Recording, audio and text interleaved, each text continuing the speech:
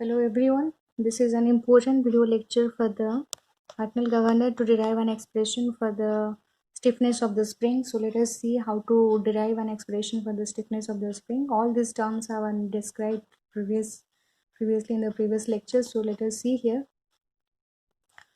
We know that mg plus s1 we have got the expression like that. So s2 minus s1, the difference in the spring force is equal to h into x. So this is a general expression where h is the height of the or lift of the sleeve and small s is the stiffness of the spring. So h value we have written here from this expression what we have previously discussed in a video lecture. Okay, so h is equal to r2 minus r1 into y by x. This is an important expression we have derived previously. So we will use this expression to find out the stiffness of the spring. So s2 minus s1 is equal to h into s, where h is equal to r2 minus r1 into y by x previously derived, from where s will be s2 minus s1 divided by h. Now put the value of h here.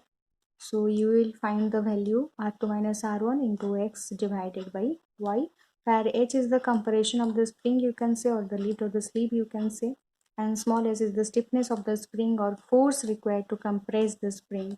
So this we have to derive in terms of fc1 and fc2. So let us see how we are going to derive.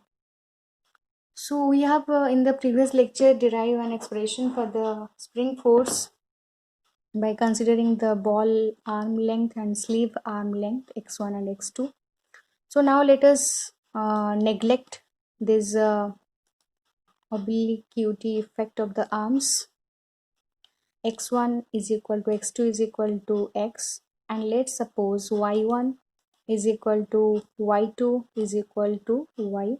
So the moment due to the weight of the balls mg and the centrifugal force is fc1 and the mg plus s1 by 2, this will give an expression like this.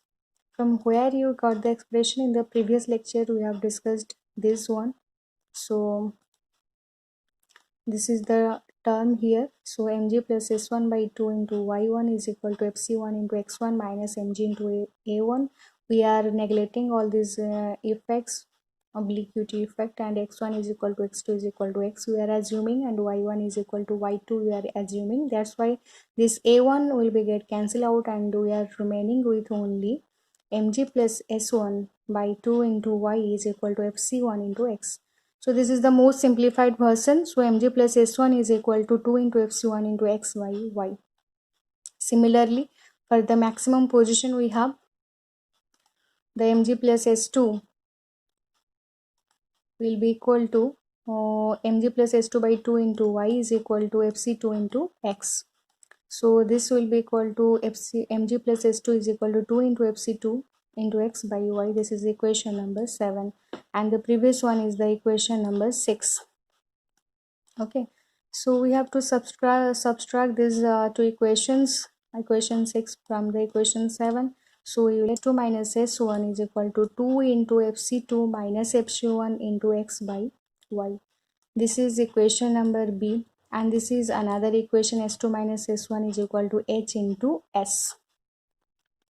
So you will get two equations here in terms of s2 minus s1, that is the spring force difference in terms of fc1 and fc2, and another is in terms of h and s, that is the lift of the spring and the stiffness of the spring. So you can equate these two. So s2 minus s1 is equal to h into s. So h into s is h is equal to r2 minus r1 into y by x, we have previously seen, into s. So this is equation number c. So just equate this equation with the previous one. So you will get the expression as follows. Equation b is and c is equating to fc2 minus fc1 into x by y is equal to r2 minus r1 into y by x into s, where s is taken here only. So s is equal to 2 fc2 2 into Fc2 minus F1 divided by R2 minus R1 into X by Y square. This is by arranging all these terms, we will get the expression as follows. So this is the final expression for the stiffness of the spring. Okay, so this is the stiffness of the spring. S is equal to 2 into Fc2 minus Fc1 into X by Y whole square, where S is the stiffness of the spring, Fc2 is the centrifugal force at omega O. This is omega 2. Okay, this is omega 2 radian per second, and the unit will be Newton. Fc1 is the centrifugal force at omega 1 Newton. So mc1 is equal to m omega square r1.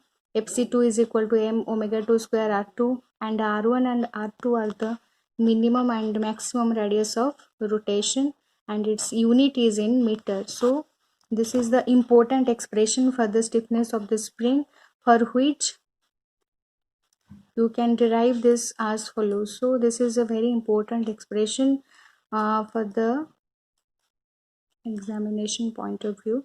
So this is the direct formula for the stiffness of the spring. It is very much an expression for the competitive examinations also, like SSC JEE or ISO GATE. So anything you are giving, just put down or keep it in mind that you are applying this formula when you get these expression values, and you can put it here to find out the value of stiffness. So in this way the stiffness of the spring can be found out. Okay, so just put down all these values: Fc1, Fc2, R2, R1, X and Y at the ball and sleeve arm length, R1 and R2 are the minimum and the maximum radius of rotation. So Fc1 and Fc2 are the centrifugal force at omega 1 and omega 2 radian per second. So in this way you can find out the stiffness of the spring. So this one is very important, so keep it in mind and practice it. So that's all for the day. In the next video we will meet with the next new thing and new subject of discussion. Till then, thank you.